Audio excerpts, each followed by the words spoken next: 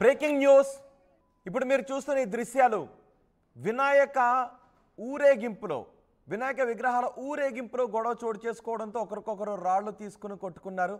సహజంగా ఇలాంటి దృశ్యాలు రాజకీయ నాయకుల ఊరేగింపుల్లోనూ ఎన్నికల ప్రచారంలోనూ రాజకీయ కక్షలతో ఇలా కొట్టుకున్న దృశ్యాలు చాలాసార్లు చూసాం.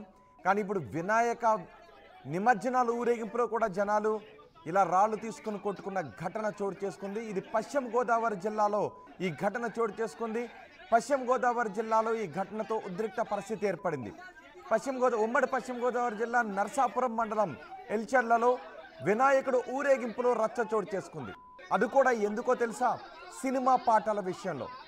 వినాయకుడి ఊరేగింపులో సినిమా పాటల విషయంలో ఒక వివాదం చెలరేగింది. వివాదం చెలరేగడంతో ఇరు వర్గాలు రాళ్లు తీసుకుని కొట్టుకోవడం మొదలుపెట్టారు. ఒకరికొకరు ఎంతగా రాళ్లు తీసుకుని అంటే ఎక్కడ తగులుతుందని కనీస సోయ లేకుండా రాళ్లు తీసుకుని ఒకరిపై ఒకరు విసురుకున్నారు. ఆ సమయంలో పోలీసులు కూడా అక్కడికి చేరుకొని ఆ ఘర్షణకు పాల్పడుతున్న వారిని వారించే ప్రయత్నం చేశారు. అక్కడి నుంచి వాళ్ళని పంపించేసే ప్రయత్నం చేశారు. ఒక దశలో పోలీసులతో కూడా వాగ్వాదానికి దిగారు. వినాయకుని శోభాయాత్రలో వినాయకుని ఊరేగింపులో ఇలాంటి గొడవ చోటు చేసుకోవడం కొంత ఇబ్బందికర పరిణామమే. ఈ గొడవతో నర్సాపురంలో ఉద్రిక్త పరిస్థితి ఏర్పడింది. వినాయకుని ఊరేగింపులో ఒక సినిమా పాట విషయంలో గొడవ చెలరేగింది. రాళ్లు విసురుకున్నాయి రెండు వర్గాలు. గొడవను ఆపడానికి కానిస్టేబుల్ ప్రయత్నం చేశారు. కానిస్టేబుల్ రాజేష్ కూడా తీవ్ర గాయాలయ్యాయి. ఒకసారి అక్కడ ఏం జరుగుతుందో విందాం.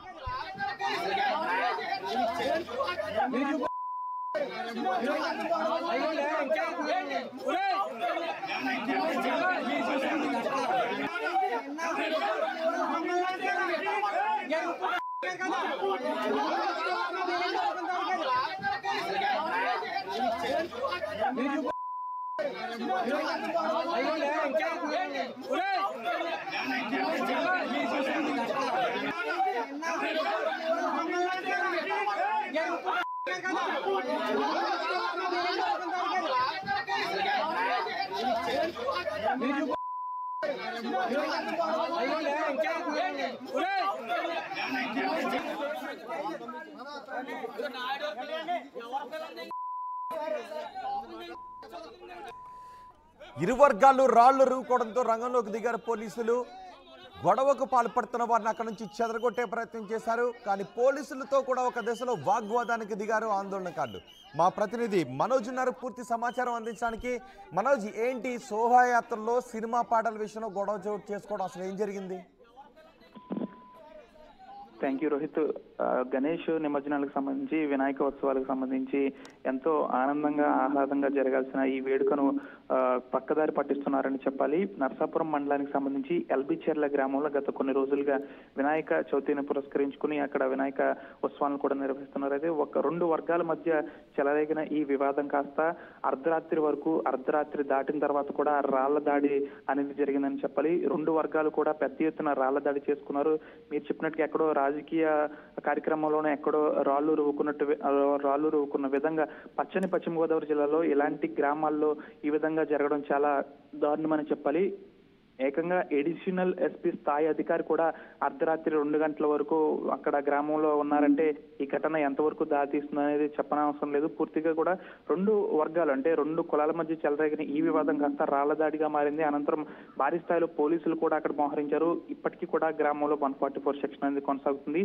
ఒక వర్గానికి సంబంధించిన వినాయక ఉత్సవాల సందర్భంగా గత 3 రోజుల నుంచి ఒక వర్గానికి సంబంధించి కించపరుస్తున్నారంటూ ఒక పాట వేస్తున్నారంటూ మరొక వర్గం పదే సార్లు చెప్తుంది. అయినప్పటికీ కూడా వారు అదే పాటని అదే విధంగా ప్రతిసారి కూడా ప్లే చేస్తున్నారంటూ కూడా పెద్ద ఎత్తున గత కొన్ని రోజుల నుంచి కూడా వివాదం అనేది కొద్ది స్థాయిలో జరుగుతుంది. అయితే నిన్న ఏదైతే ఉందో ఒక వర్గానికి సంబంధించి గణేష్ నిమజ్జనానికి సంబంధించి భారీ ఊరేగింపుతో వెళ్తున్న సందర్భంగా వీరు వేయొద్దన్న పాటను మరొకసారి ఆ వర్గం వేసినందుకు ఈ విధంగా ఘర్షణ వాతావరణం నెలకొంది. ముఖ్యంగా మా వర్గానికి సంబంధించి మహిళలను కించపరిచే విధంగా ఆ పాట ఉంది కాబట్టి మేము గతంలోనే హెచ్చరించాము ఆ పాటను వేయవద్దని. కానీ మరొకసారి ఈ వినాయకుని ఉత్సవాలకు సంబంధించి ఊరేగింపుగా వెళ్తున్న క్రమంలో ఈ విధంగా మా వర్గానికి సంబంధించిన మహిళను కించపరిచే విధంగా పాటను ఏ విధంగా వేస్తారంటూ మరొక వర్గం ఘర్షణ వాతావరణానికి వెళ్ళింది. అయితే ఇరు వర్గాలు కూడా పెద్ద ఎత్తున ఘర్షణ వాతావరణం ఉండడంతో అది కాస్త ముదిరి రాళ్లదాడిగా మారిందని చెప్పాలి. పెద్ద ఎత్తున వెంటనే ఒక అరగంట వ్యవధిలోనే భారీ స్థాయిలో పోలీసులు అనేది మోహరించారు. భీమవరం నుంచి ఏఎస్పీ స్థాయి అధికారి వచ్చారు. అంతేకాకుండా ఏఆర్ విభాగానికి చెందిన స్పెషల్ టీం కూడా గ్రామానికి చేరుకున్నారు. అర్ధరాత్రి 2 గంటల వరకు కూడా ఇదే విధంగా దాడి అనేది కొనసాగింది. అయితే పూర్తి స్థాయిలో గ్రామంలో 144 సెక్షన్ అనేది అయితే కొనసాగుతుంది.